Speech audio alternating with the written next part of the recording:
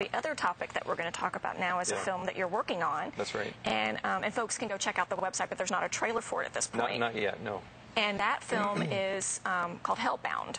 Hellbound. And so you're tackling a topic that's really a hot topic right now in a lot of evangelical circles, especially because a lot of people are talking about, well, a lot of people are fighting over the truth behind that biblical topic of hell. Yes. And so I haven't seen the film, obviously, and I don't think anybody has. You guys are still working on it. That's right. So can you tell me a little bit about where you're in the process of it, the story of it, why you wanted to tackle that, all that, because I know everybody wants to hear.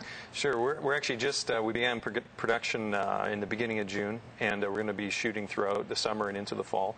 I first had the idea for the film about, it's coming up 3 years ago. I edited a book for a friend of mine named Brad Jersak. It's a book called Her Gates Will Never Be Shut, Hope, Hell, and the New Jerusalem. And I had such a revelation while working on the book that I just was so kind of revitalized by reading it that I just said to my wife, I've got to make a movie on this. Well, I sat with that idea for a while. I knew the movie had to be called Hellbound with a question mark at the end.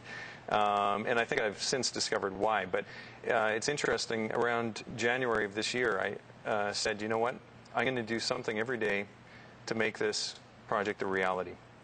And I started to do that. And pretty much within a few weeks of me starting seriously down the path of making this film happen, suddenly Rob Bell comes out with a book called Love Wins. And the reaction to that, I think, was even greater than he expected. It was on all the major news and on the front page, cover of Time magazine.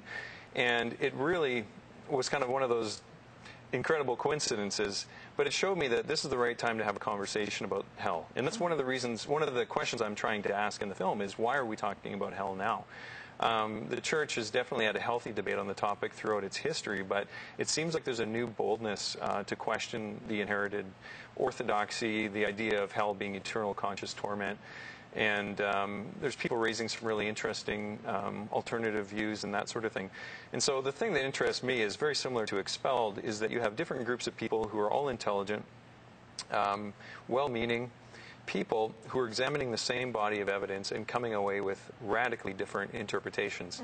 So something's coming between them and the evidence, in this case, the biblical text and church tradition. So I want to look at what is it that's coming between us and the text, and how is that affecting our view of hell, and what does that really imply, or what does that have to say about how we perceive God, how we perceive the Bible, how do we perceive justice, and really how do we perceive ourselves as human beings. So hell is really it's a bad analogy because hell is supposed to be hot, but it's the tip of the iceberg. I think that it's going to lead us down to some much, much deeper issues about who we are as human beings.